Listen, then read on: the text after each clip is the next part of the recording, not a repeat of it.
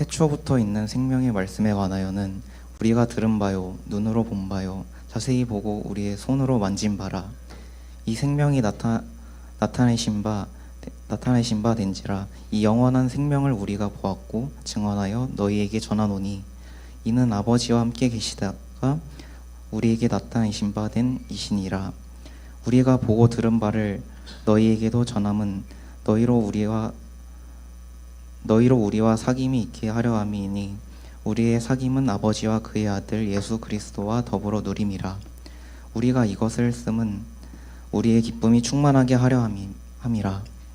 우리가 그에게서 듣고 너희에게 전하는 소식은 이것이니 곧 하나님은 빛이시라. 그에게는 어둠이 조금도 없으시다는 것이니라. 만일 우리가 하나님과 사귐이 있다 하고 어둠에 행하면 거짓말을 하고 진리를 행하지 아니함이거니와 그가 빛 가운데 계신 것 같이 우리도 빛 가운데 행하면 우리가 서로 사귐이 있고 그 아들 예수의 피가 우리를 모든 죄에서 깨끗하게 하실 것이요. 만일 우리가 죄가 없다고 말하면 스스로 속이고 또 진리가 우리 속에 있지 아니할 것이요. 만일 우리가 우리 죄를 자백하면 그는 믿으시고 의로우사 우리 죄를 사하시며 우리를 모든 불의에서 깨끗하게 하실 것이요. 만일 우리가 범죄하지 아니하였다 하면 하나님을 거짓말하는 이로 만드는 것이니 또한 그의 말씀이 우리 속에 있지 하니라. 아멘. 네, 새해 첫 청년부 예배에 오신 여러분 모두 주님의 이름으로 환영하고 축복합니다. 새해가 되면은 늘 하는 인사가 있죠. 네, 가장 먼저는요, 우리 주님이 주시는 복을 많이 받으시는 우리 청년부 공동체가 되었으면 좋겠습니다. 그리고 거기서 그치는 것이 아니라요, 우리 주님이 주시는 복을 받는 것에서 그치는 것이 아니라 복을 마음껏 누리는 올 한 해가 되시기를 간절히 바랍니다. 네, 반갑습니다. 여러분, 저는 청년부를 섬기는 박현선 목사입니다. 오늘 함께 나눌 말씀의 제목은 듣고 보고 만지고입니다. 여러분, 혹시 이런 표현 들어본 적 있으신가요? 씹고 뜯고 맛보고 즐기고, 혹시 이런 표현 들어본 적 있으신가요? 여기서 약간 나이가 나올 것 같아요. 네. 이 표현은 그 이가탄이라는 어떤 잇몸 치료제 광고에서 나온 문구인데요. 이 약을 먹으면 이제 음식을 마음껏 먹는데 지장이 없다는 것을 강조하기 위해서 만든 표현인 것 같아요. 요즘에는 이가탄 자체는 모르더라도 이 표현은 이제 아는 분들이 많이 있는 것 같아요. 저도 이 표현이 어디서 나왔지 좀 찾아봤던 것 같아요. 그래서 이게 이가탄이었구나 다시 떠올렸는데, 잘 아시겠지만 제가 설교 제목에 거의 90%의 힘을 쏟거든요. 그래서 이번에도 설교 제목 고민하다가 이 광고의 문구가 떠오르면서 듣고 보고 만지고라고 제목을 짓게 되었습니다. 오늘은 여러분과 먹는 즐거움보다 더 행복한 우리 주님과의 교제에 대한 이야기를 함께 나누고자 합니다.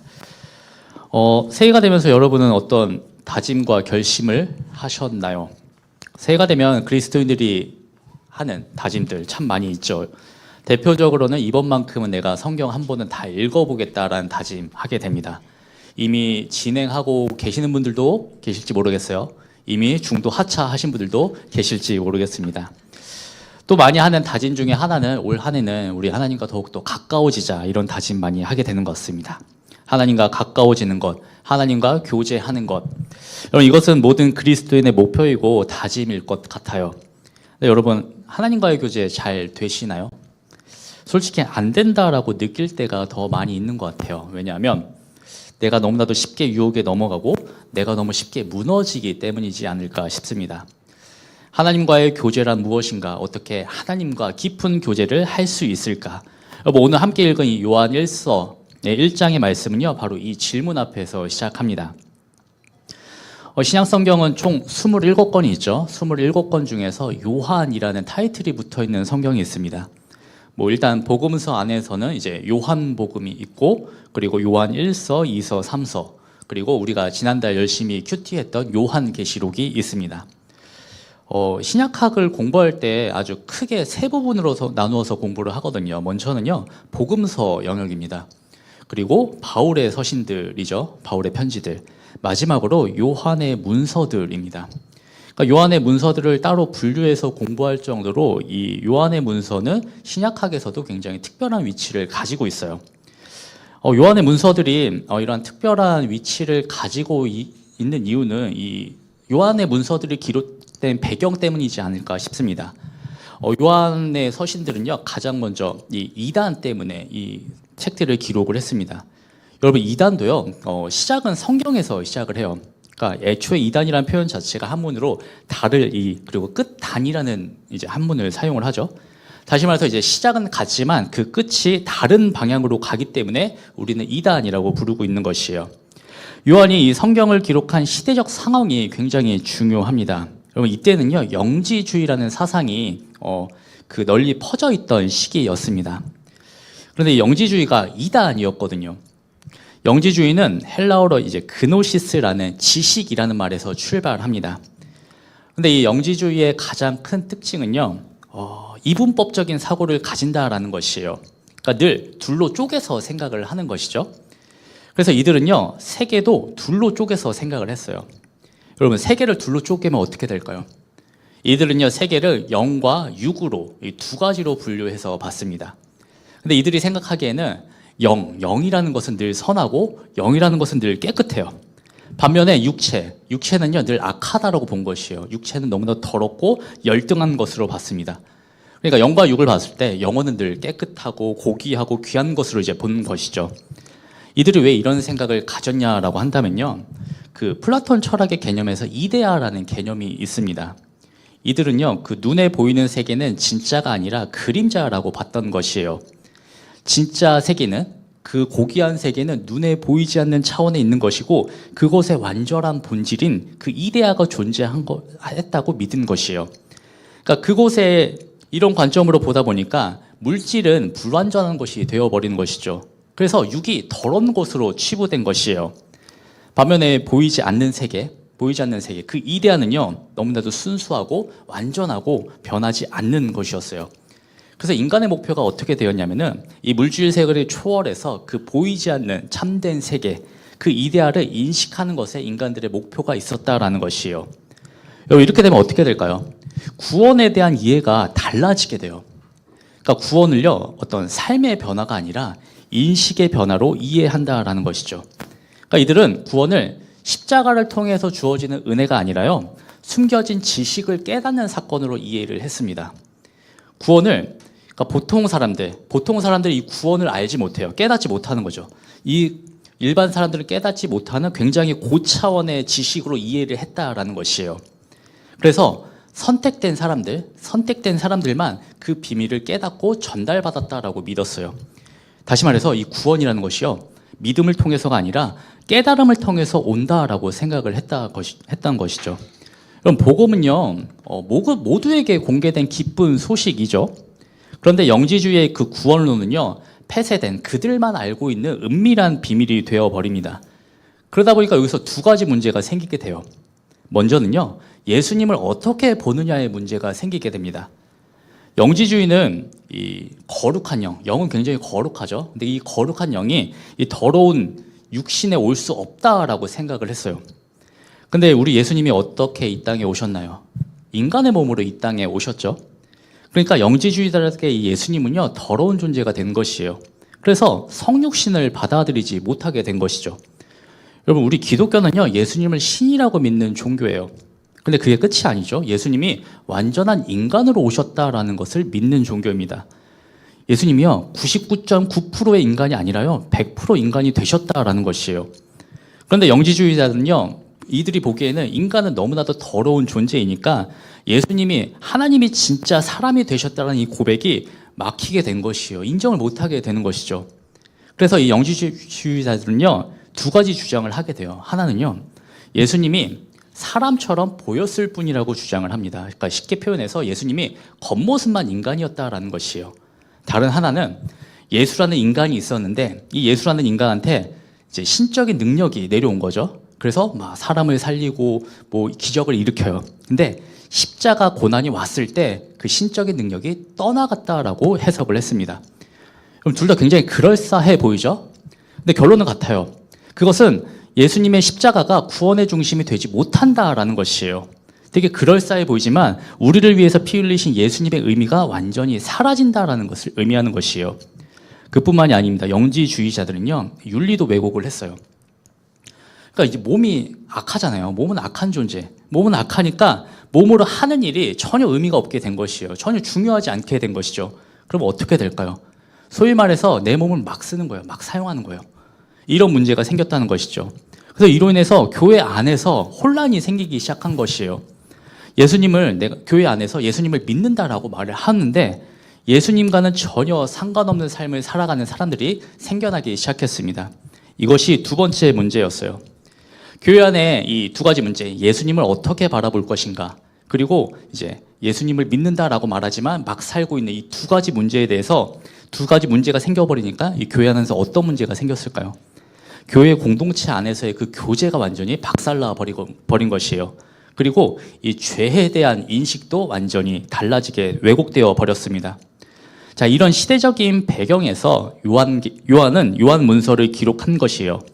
그래서 요한은 말씀, 로고스를 굉장히 강조합니다. 여러분, 로고스라는 표현 많이 들어보셨죠? 여러분, 로고스는 원래 헬라 철학에서 우주를 질서 있게 만드는 이성적인 원리를 의미합니다. 다시 말해서 내가 로고스를 안다라는 것은요, 어떤 우주의 모든 원리를 깨달은 것을 의미하는 것이에요. 근데 요한은 가장 먼저 이것을 바로 잡습니다. 요한이 말하는 로고스는요, 하나님께로부터 온 말씀입니다. 다시 말해서 로고스는 예수님을 의미한다라는 것이에요. 그런데 그 말씀은요, 그 영지주의자들이 믿는 것처럼 추상적인 개념이 아니라는 것이에요. 그 말씀이 육신이 되어서 이 땅에 오셨죠. 그래서 요한복음에 이런 표현이 등장하는 것이에요. 제가 요한복음 1장 14절의 말씀을 봉독해 드리겠습니다. 말씀이 육신이 되어 우리 가운데 거하심에 우리가 그의 영광을 보니 아버지의 독생자의 영광이요 은혜와 진리가 충만하더라. 아멘. 말씀이 육신이 되었다라는 이 고백이요, 영지주의자들이 가장 싫어하고 그들이 인정 못하는 지점이죠. 하지만 요한은 보이지 않는 그 하나님이 우리 눈에 보이는 역사 속에 들어오셨다라고 선포를 합니다. 여러분, 이것이 우리 그리스도인들이 믿고 붙드는 복음입니다. 여러분, 로고스 말씀은요, 단순한 지식의 비밀이 아니에요. 우리 가운데 거하시며 생명을 주시는 우리 주님을 의미한다라는 것이죠. 그뿐만이 아닙니다. 요한은 이렇게 선포를 하는데요, 제가 요한일서 1장 1절의 말씀을 봉독해 드리겠습니다. 태초부터 있는 생명의 말씀에 관하여는 우리가 들은 바요 눈으로 본 바요 자세히 보고 우리의 손으로 만진 바라. 아멘. 여러분, 우리 예수님이요, 상상 속의 존재가 아니라는 것이에요. 요한은요, 예수님의 말씀을 귀로 들었다라고 말합니다. 요한은 예수님을 눈으로 보았다라고 말합니다. 요한은 예수님을 손으로 만졌다라고 말을 하지요. 여러분, 요한이 왜 굳이 듣고 보고 만졌다라고 이야기를 할까요? 이건 영지주의를 향한 전면적인 반박이라고 볼 수 있습니다. 영지주의자들은요, 참된 것은 보이지 않는다라고 말을 하죠. 참된 것은 만질 수 없다라고 이야기하고요, 참된 것은 오직 깨달음의 세계에 있다라고 이야기를 해요. 왜냐하면 영지주의자들에게 눈에 보이지 않는 참된 것은 눈에 보이지 않는 그 세계에만 존재하기 때문이죠. 그래서 영지주의 관점에서 그들이 믿고 있는 그 진리에는요, 애초에 교제라는 것이 존재하지 않습니다. 하지만 요한은 정확히 반대로 이야기를 하죠. 참된 그 생명은요, 들렸고 보였고 만져졌다라는 것입니다. 이 말은요, 신앙이라는 것은 관계라는 것을 선포하고 있는 것이에요. 여러분, 우리 예수님은요, 함께 밥을 드셨고 함께 길을 걸으셨고 함께 울고 웃으셨습니다. 요한은 그 현장을 알고 직접 경험한 사람이죠. 그래서 요한은 교제를 이렇게 정의를 하는 것입니다. 우리 화면을 보면서 함께 읽어보겠습니다. 함께 있습니다. 교제는 깨닫는 것이 아니라 경험하는 것이다. 여러분, 교제는 깨닫는 것이 아니라 경험하는 것입니다. 이것이 바로 예수님과의 교제의 참 의미라는 것이지요.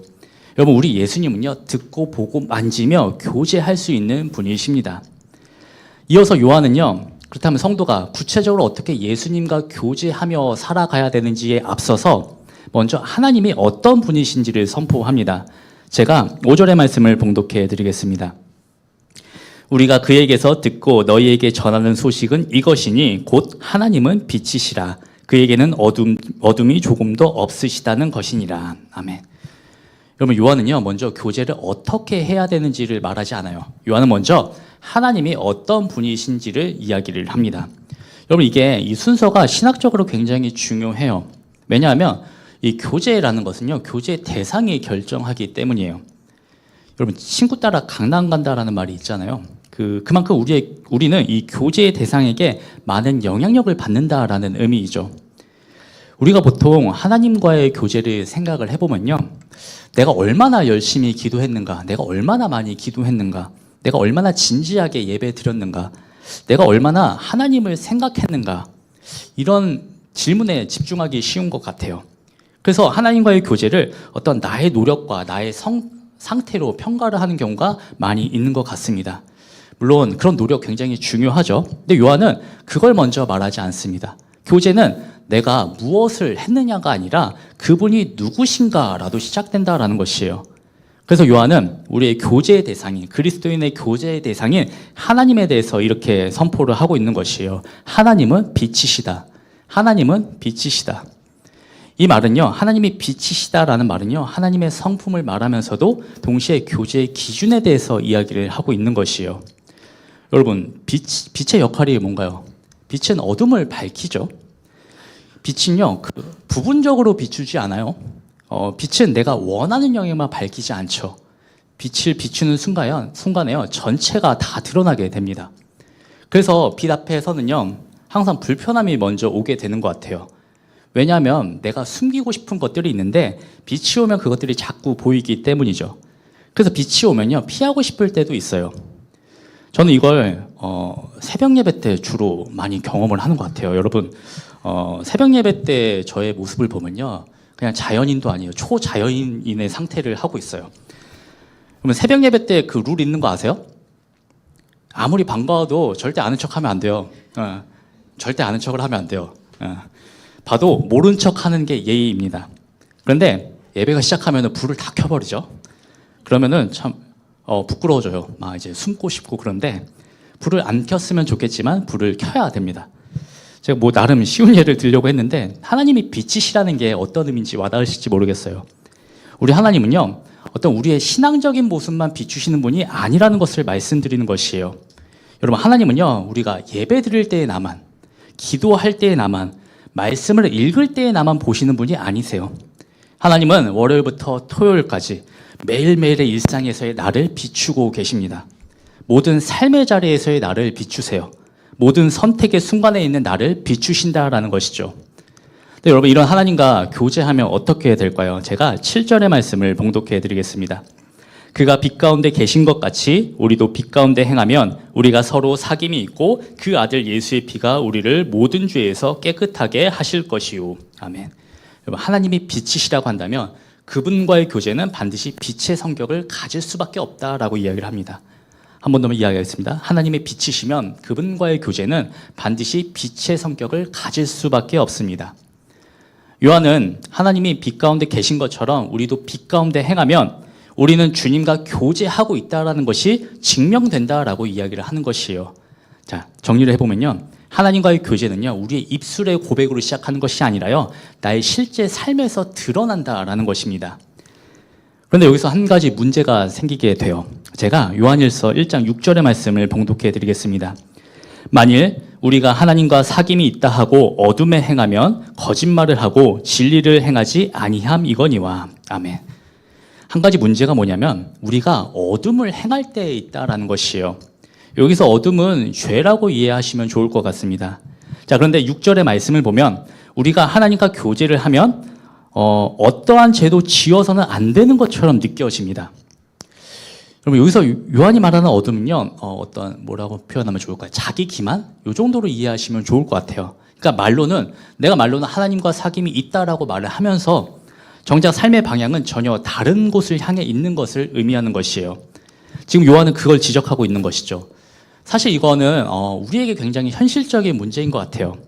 여러분, 우리도 하나님과 가까워지겠다라고 다짐을 하죠. 우리도 하나님을 사랑한다라고 고백을 합니다. 근데 정작 삶의 중요한 선택 앞에서는 하나님이 등장하지 않을 때가 많은 것 같아요. 우리가 진로를 정할 때도 하나님의 뜻보다 어떤 조건과 안정이 먼저일 때가 많습니다. 관계를 선택할 때도요, 말씀보다 감정과 편안함이 먼저일 때가 많아요. 시간을 사용할 때도요, 하나님을 위한 그 시간은요, 내 시간 다 활용하고 남은 시간일 때가 많습니다. 근데 그럼에도 불구하고 나는 하나님과 교제하고 있다라고 생각한다라는 것이죠. 지금 요한은요, 이 점을 지적하고 있는 것이에요. 빛이신 하나님과 교제한다라고 말하면서 정작 어둠을 향해 걸어가는 삶. 그러니까 이 두 가지가 동시에 가능하지 않다라는 것을 이야기하는 것이에요. 쉽게 말하면 양다리 안 된다라는 것이죠. 이렇게 보면요, 하나님과의 교제가 더 어려워지는 것 같아요. 왜냐하면 우리는 너무 어둠을 향해 잘 가잖아요. 우리는 태생적으로 그럴 수밖에 없습니다. 그런데 여러분, 이 말은요, 우리를 절망으로 몰아넣기 위한 말이 아니라는 사실이에요.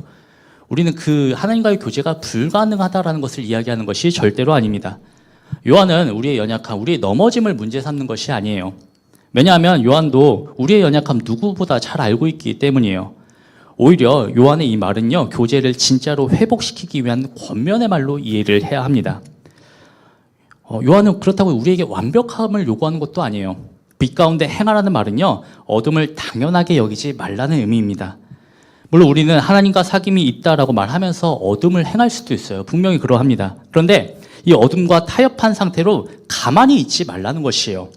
그래서 요한은 가장 먼저 우리가 솔직해야 된다라고 이야기를 합니다. 제가 8절의 말씀을 봉독해 드리겠습니다. 만일 우리가 죄가 없다고 말하면 스스로 속이고 또 진리가 우리 속에 있지 아니할 것이요. 아멘. 여러분, 일단 요한은요, 우리에게 죄가 없다라고 주장을 하는 것은요, 거짓말, 잘못되었다라고 이야기를 합니다.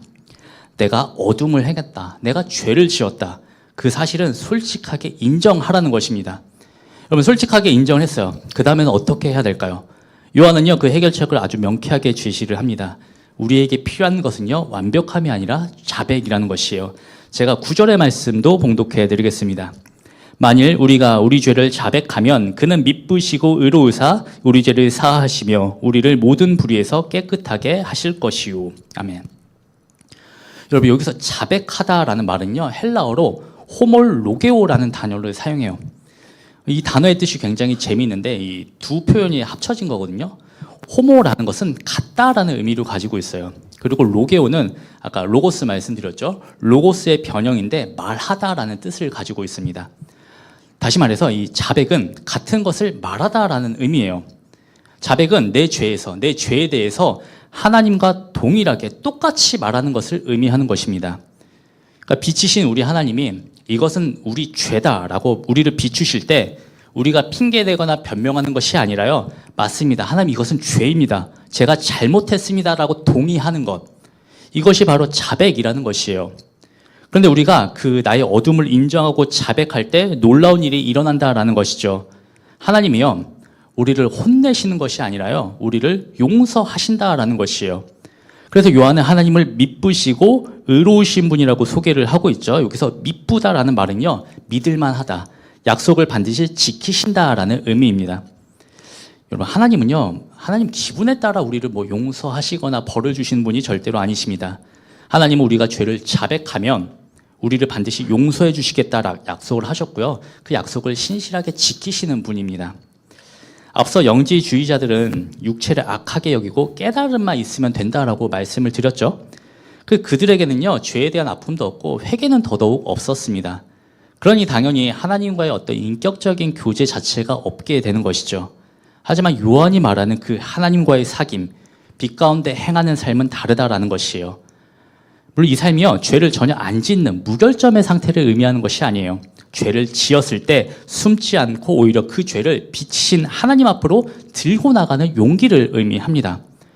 넘어졌을 때 나 안 넘어졌어 라고 우기는 것이 아니라요, 주님 또 저 넘어졌습니다, 주님의 도우심이 그래서 필요합니다라고 손을 내미는 것, 여러분, 이것이 바로 빛 가운데 행하는 그리스도인의 참된 모습이라는 것입니다. 제가 10절의 말씀 봉독해 드리겠습니다. 만일 우리가 범죄하지 아니하였다 하면 하나님을 거짓말하는 이로 만드는 것이니 또한 그의 말씀이 우리 속에 있지 아니하니라. 아멘. 그럼 우리가 죄가 없다라고 우기면요, 결국 십자가를 헛된 것으로 만들어버리는 것이에요. 우리에게는 예수님이 필요 없다라고 이야기하는 것과 같다라는 것이죠. 하나님과의 그 깊은 교제, 그 사귐의 비결은요, 멀리 있지 않습니다. 우리가 보고 듣고 만진받은 그 생명의 말씀이신 예수님 앞에서 나의 있는 모습 그대로를 솔직하게 인정하는 것이 하나님과의 깊은 교제라는 것이에요. 여러분, 그리스도인의 어떤 참된 모습은요, 완벽한 척 하는 데 있지 않아요. 오히려 부족함을 하나님 앞에서 정직하게 드러내는 데 있기를 여러분이 꼭 기억하시기를 바랍니다. 나의 연약함, 나의 실패, 나의 어둠을요, 그분의 빛 아래 내려놓았을 때 우리는 비로소 따뜻한 하나님의 사랑을 경험하게 될 것입니다. 이것이 요한이 오늘 말씀을 통해서 우리에게 전하고 싶은 하나님과의 진짜 교제의 기쁨이고 그 의미입니다. 말씀을 맺겠습니다. 사랑하는 청년 여러분, 우리가 믿는 하나님은 빛이십니다. 그리스도인은 빛 되신 그 하나님 앞에서 우리의 죄와 연약함을 고백하며 예수님과의 친밀한 사귐의 기쁨을 누리는 자입니다. 여러분, 새해가 시작되었죠. 여러분, 우리는 올해도 여전히 넘어질 수 있습니다. 작심삼일의 반복일 수도 있어요. 분주함을 핑계로 기도의 자리, 예배의 자리를 놓칠 수도 있고요. 세상의 그 유혹 앞에서 우리는 너무나도 쉽게 흔들리고 무너질 수 있습니다. 하지만 여러분, 그때마다 꼭 기억하시기를 바랍니다. 우리에게는 자백이라는 그 은혜의 통로가 있다는 사실을 꼭 기억하셨으면 좋겠습니다. 그러니까 때론 넘어졌을 때 숨거나 도망치지 않으셔도 좋아요. 어둠 속에 머물러 있지 않아도 좋습니다. 주님, 제가 또 넘어졌습니다. 주님, 제 마음이 또 무너졌습니다. 있는 모습 그대로 빛 대신 주님 앞에 나아가시기를 간절히 소망합니다. 우리 주님은 그런 여러분을 정죄하시는 것이 아니라 예수의 피로 깨끗하게 씻겨주시고 다시 일어설 힘을 우리에게 주실 것입니다. 나의 아픔을 만지시는 주님, 나의 어둠을 밝히시는 주님, 나를 다시 일으키시는 그 주님을 경험하시는 올 한 해 2026년이 되시기를 간절히 소망합니다. 그래서 올 한 해가 다 지났을 때, 한 해를 돌아봤을 때, 내가 올해는 정말 주님과 친밀하게 지냈다. 나 주님 앞에 정말 솔직하게 고백하고 주님 앞에 나아갔다. 그래서 주님이 내 삶을 너무나도 깨끗하게 만져주셨다라는 이 고백이 우리 가운데 가득하기를 주님의 이름으로 간절히 축원합니다.